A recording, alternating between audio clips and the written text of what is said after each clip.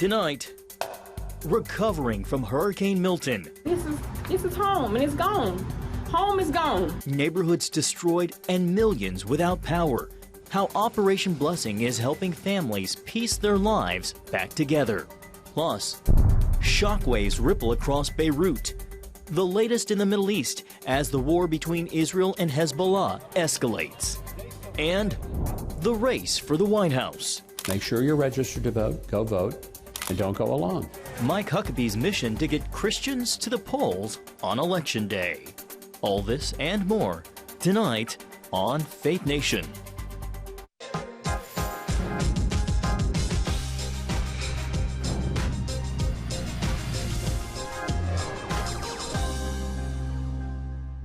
Hurricane Milton back over the Atlantic while Florida begins the long road to recovery.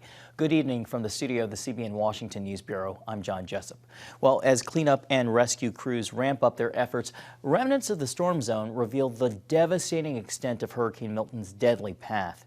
At least 16 people died from the storm and millions more are without power. Meanwhile, others are racing back to see whether their homes were spared or destroyed. CBN's Michelle London joins us now as cleanup efforts are underway. Michelle. Well, John, while families and communities mourn over the lives lost during the catastrophic storm, Friday massive search and rescue efforts resume as Florida Governor Ron DeSantis says more than 1,600 people and close to 150 animals have been rescued so far across the state. One day after Hurricane Milton smashed through Florida's coastal communities, cleanup begins as widespread destructive damage is revealed. Florida waters and fierce winds left behind piles of debris for miles along both coasts.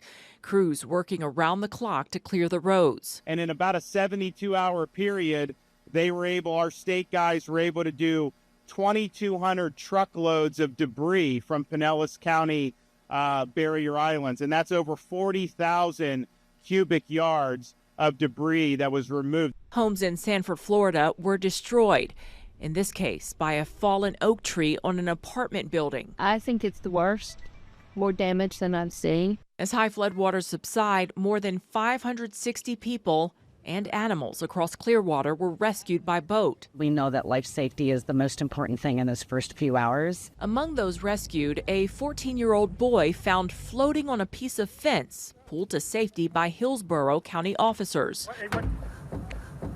Friday, more than 1,200 crews resumed search and rescue efforts for those still missing. A spokeswoman for FEMA says it's prepared to meet individual needs through disaster relief funds. I think the complicating factor here is going to be there's two storms. And so we're going to have to work with each of them. As home and business owners now pick up the pieces for the second time in just 2 weeks, Floridians once again show resilience in the face of another natural disaster. It was very sad to see that we had at least one restaurant that was ready to reopen, all new drywall, all new kitchen equipment, all new flooring, everything. And now they have to do it all over again. Well, some good news tonight for impacted Florida residents with flooding insurance policies that recently expired. FEMA says it's extending its grace period to renew policies for Hurricane Milton until December 10th. Flood insurance policyholders could receive an advance payment of up to $20,000 for their recovery. John? They can use every bit of good news they can get. Thank you so much, Michelle. Well, CBN's Operation Blessing is on the ground working to bring much needed relief to the victims of both Helene and Milton. Earlier today, I spoke with its Chief Operating Officer, Drew Friedrich. Well, Drew, thanks so much for making time for us. I know it's a very busy time for you in Operation Blessing. The scenes that are coming out of Florida are just devastating. First, it was Hurricane Helene, now Milton. Drew, what are the biggest needs on the ground? I know it's early, but on the ground right now. Sure, John, it's great to be with you. You know, we're still kind of uncovering what the greatest needs are after Milton hit. People were still recovering from Helene. We've got a staff member who lives in the Tampa area. I was on the phone with her this morning, and she and her family were hunkering down. She said it was very bizarre because they boarded up their home, and so you can hear everything going on outside, but you have no idea what it actually looks like. And so they came out this morning, and it's just kind of utter devastation around them. Praise God, the storm did weaken before it made landfall. But as you can imagine, you know, it wasn't that long ago that Helene hit. And so all that debris that had been cleaned up and maybe set on the side of the road was still sitting there in many places when these 100+ mile-an-hour winds hit. And so a lot of devastation, a lot of people without power. they're doing a tremendous job of getting that turned back on. But people were still reeling from Helene when this latest storm hit. And so we're going in looking for communities that are really, really hard hit. I think food and water are going to be a huge need in the first couple of days because, again, stores have been closed, restaurants have been closed. They've not been able to eat at those places. And now, once again, they've been devastated. And so we're bringing in food and water with us. Those are always the biggest needs in the first couple hours after the storm. Just about 2 weeks between Milton and Helene, just really taxing. Your organization, Operation Blessing, is stretched thin because you're serving hurricane victims in both Florida and North Carolina. Talk about what Operation Blessing is doing in both of those areas. Yeah, we're stretched thin, but God is really good. We've got an unbelievable team. Once this latest storm hit, we're actually now on 3 fronts. We were in Valdosta, Georgia, and we've got a big team in Western North Carolina, and now we've got another group heading into Florida. But by the grace of God, we're an international organization, and so we respond to disasters all over the world. And for this particular storm, Helene, we actually brought some of our international team in to help our U.S. team because we know we needed a deep bench for this. And so we've got about 16 people on the ground in Carolina. We've got about 10 on the ground in Valdosta, Georgia, and some of that group, plus a couple other folks, headed just late last night and early this morning down into Florida. So we'll be responding on 3 different fronts at the same time. But God's provided some unbelievably talented people for us. We've got dedicated volunteers. And so it is a lot of work. It stretches you thin. But God gives us the energy, certainly. And when we're able to see the kind of difference that we can make when we show up and bring hope to these people who are hurting, it kind of re-energizes you to just keep going. Speaking of which, speaking of the Operation Blessing teams and volunteers, how are they helping to meet not just the physical needs, but the emotional and spiritual needs of hurricane victims?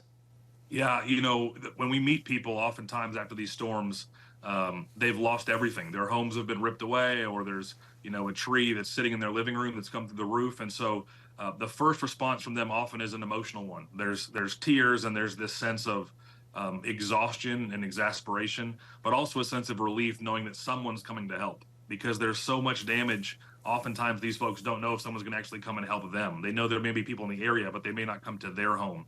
And so when we show up to help these folks, there's this sense of release, of emotion, but we're able to put an arm around them, pray with them, remind them that God is still good despite all the storms of the world, that God will show up, that he sent us because he loves them, and that we're there to help them get back on their feet. And so that message of hope and restoration is one that I think is unique to Christian organizations like ours, and we're so proud to be able to share that good news with them when we go.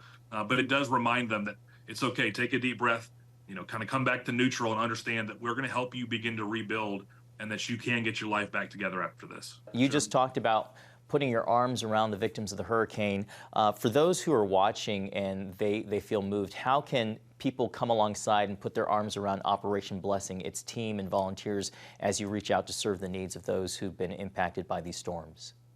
Absolutely. It's a great question. There's really a couple key ways. The first one is prayer. Pray for our teams that they would remain safe so we can go help people, because if our teams aren't taken care of, we can't go help others. Always pray for the victims of those impacted by these disasters. Again, these are some of the darkest days of their lives. So we just pray for peace and for safety and for comfort. But then if we're going to be there for the long haul, we're going to help them get back on their feet, provide them with water and food and all the resources that they need to be able to kind of weather these next few days. It takes money and resources to do that. So we'd love for people to give. You can do that at ob.org. Also, if you've got the heart to come volunteer with us, we always need more hands to do the work. And so ob.org/volunteer is a great place to sign up, come into the field with us, be part of what we're doing at Operation Blessing, and help other people understand that there's still help and hope ahead for them. We're going to show up and bring them the love of God as we do this, meeting tangible needs and spiritual needs. Operation Blessing's Drew Friedrich, thank you so much for making time for us this afternoon. Thanks, John. Well, 2 weeks after Hurricane Helene barreled through the southeast, people in remote parts of western North Carolina are still waiting for help. CBN's Operation Blessing teams have flown into some of the most isolated areas to deliver water purification systems, solar lights, and emergency food packages. CBN's George Thomas has more. In Fairview, North Carolina, Jess and Chris Jager face significant hurdles in the aftermath of Hurricane Helene. Just this morning we were talking about it'll be months before we can, take showers more regularly and have enough drinking waters. Their small town, nestled in the hills and dense forest southeast of Asheville, was one of the hardest hit areas. Roads in and out of Fairview remain impassable or destroyed, making it a huge challenge to get aid, especially clean water, to this area. The couple's main source, a nearby creek, is contaminated with hazardous materials. Who knows what chemicals in there? I mean, there's cans of paint thinners, there's, countless cans of gas and diesel. They had only 60 gallons of water on hand when raging waters swept through their community. We were just planning on living off that as long as we could, which most people use like over 100 in one shower. Fantastic, thanks, sir. Operation Blessing literally flew in using helicopters to deliver vital supplies, including a water filtration system capable of producing clean water. OB teamed up with pilot Joe Hurston to reach the Jaegers and others trapped in some of these isolated communities. The scope and the depth of this destruction is staggering. Everywhere you look, there are isolated areas, rivers, bridges gone, roads gone, houses gone. Hurston has been flying into disaster areas around the world for more than 40 years. This one hit especially close to home, as he lives less than 2 hours away, and jumped into action immediately. On this relief mission, he's carrying several 29-pound cases containing a machine that can produce up to 25 gallons of clean water an hour, enough for 1,000 people. We get this miracle machine dropped into our lap by God that can take sewer water and make it purer on less electricity than a light bulb. The filtration system, set up by the creek, quickly began producing fresh water. Hearing that we could reliably pull water from our creek again just kind of brought me to tears and made me really emotional. Jessa's neighbor, Justin Hansen, is also thankful. The water filtration system is great. I think it'll be fun to get that and get water to everybody around us. Hansen pointed out that the creek, which once caused such devastation, is now a source of hope. Our chickens are gonna die. Yes, they are. Just a few days earlier, they stood on the banks watching in disbelief as the rising waters swept away their mother's home. As many survivors remain without food and power, Operation Blessing continues to provide solar lights and emergency meal packages. People have been without power for many, many days now and have no clue when it's going to come back on. So these solar lights are going to allow them to be able to see at night. While clean water and essential supplies bring hope and relief to families like the Jaegers, Operation Blessing teams also see an opportunity to highlight the power of community and compassion in times of crisis. George Thomas, CBN News. George, coming up, the Middle East on edge as Israel expands its fight against Hamas and Hezbollah. That and more when Faith Nation returns. Welcome back. Israel remains on high alert as the nation marks Yom Kippur, the holiest day on the Jewish calendar. While the IDF targets Hamas in Gaza, Israel's military also is intensifying its air and ground campaign with its northern neighbor. Lebanese officials said Friday Israeli strikes killed at least 22 people in Beirut. Israel claims it's targeted Hezbollah positions and killed one of the group's commanders. We continue to fight against the enemy and will not stop until we ensure that we can safely return the residents, not just now, but with a future outlook. Meanwhile, Israel's security cabinet has yet to decide on a response to Iran's missile attack earlier this month. Well, in other news, Ukrainian President Volodymyr Zelensky wraps up a whirlwind tour through Europe. The goal? To rally support for his new victory plan against Russia, meeting with the Pope this morning at the Vatican before jetting off to Germany. Berlin is pledging to send more weapons to Ukrainian forces. Zelensky has yet to reveal details of his proposal other than a desire to end the war no later than 2025. Meanwhile, Russia reportedly is relying on North Korean soldiers to bolster its war effort in Ukraine. Well, coming up, the race for the White House and the pivotal role of Christians in the upcoming vote, right after this.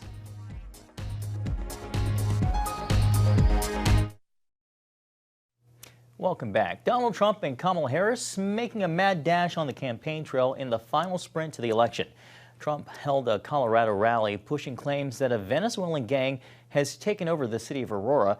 The city's Republican mayor says concerns about gang activity are, quote, grossly exaggerated. And yesterday, former President Barack Obama campaigned for Harris in Pennsylvania, making a pitch to black men. You have someone who has consistently shown disregard, not just for the communities, but for you as a person.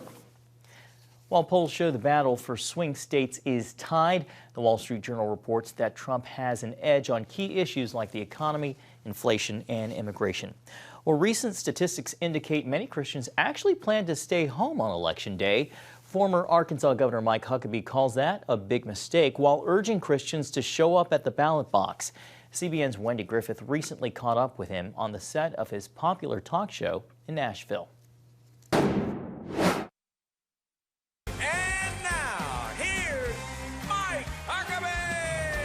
Mike Huckabee is passionate about many things, playing his bass with a house band on his weekly show, Huckabee, interviewing newsmakers and entertainers, and of course, talking politics. It is the official kickoff for the election season.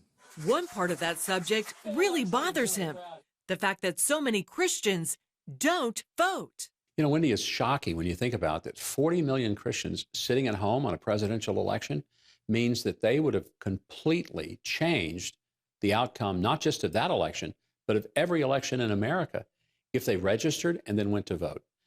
And a lot of them don't want to vote because they say, oh, politics is so dirty. And my response to that is, well, how do you think it's going to get cleaner if all the Christians stay out of it? He says believers should follow the Bible when it comes to voting. And for the governor, the central issues are abortion and Israel. Life and Israel. We don't have a choice. And those are biblical issues. They're not political issues. So it's easy to separate those. Now, if you want to argue about the marginal tax rate, that's fine. I can't honestly say that the Bible has a position on what the proper percentage should be or what the capital gains tax should be. I know what I think it should be economically, but I can't argue that biblically. But I can definitely say that when it comes to the protection of human life, that's a biblical issue because the scripture speaks of being made in the womb and knitted by God, and that's pretty clear. And in Genesis 12, it says, if you bless Israel, you'll be blessed. If you curse Israel, you'll be cursed. That's pretty clear. Yeah. And so I don't feel like you got to tell Christians how to vote, but ask them to vote biblically. Huckabee, a former Baptist preacher turned politician, made his own run for the White House in both 2008 and 2016. Governor, you're only 69. You're young. Any thoughts of getting back in the game as far as running for president? No, I think, you do that twice. And as I tell people, you can only mortgage your home so many times to go out and run for office. And then you have to start realizing maybe this is not going to be my career path. And I'm okay with that. I gave it my best shot twice. Let's talk about your daughter. Not only was she White House press secretary, but she's now following in your footsteps as the first female governor of Arkansas. How proud are you? I'm incredibly proud of her. She has worked really hard in her life. Somebody may say, yeah, well, she was the governor's daughter. She had a clear path. There's no clear path in politics. Sometimes that can work against you. But I've seen her do bold and adventurous things as governor in a short period of time. What's it like having your own show? It's really fun. We've done this. We're almost finished with season 7, which is hard for me to believe. We've been doing it 7 years and no end in sight. But we designed it to be a variety show, sort of a throwback to the old days when people could sit down, watch a television show that was wholesome, that was informative, but that was entertaining as well. But it's kind of, for me, full circle. I started in broadcasting at age 14 when I went to work at a radio station. Wow. That's how I paid my way through junior high, high school, college, and grad school. My first career was not the pastorate. It was communications. I ran an ad agency, and I worked in radio and television. You're a musician, you're a politician, you have a TV show, and now you're acting. You're going to be in God's Not Dead #5. Tell me about your role. Yeah, I think this is an Oscar-winning performance, Wendy. I'm really working on my acceptance speech. No, I play a small role, but it's fun, and it's a phenomenal film. It's set in the life of a pastor who decides to run for Congress in a special election, and he finds out what a completely corrupt environment the world of politics can be.